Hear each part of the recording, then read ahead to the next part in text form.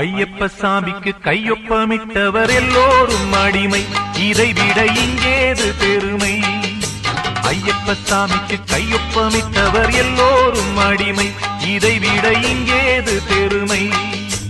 இரவும் பகலும் விரதம் இருந்து சரணம் சொல்லிடுவார். சரணம் சொன்னால் போதுமையா, சுகங்கள் எல்லாம் கூடுமையா. நடக்கும் எல்லாம் நல்லபடி, கிடைக்கும் எல்லாம் கேட்டபடி.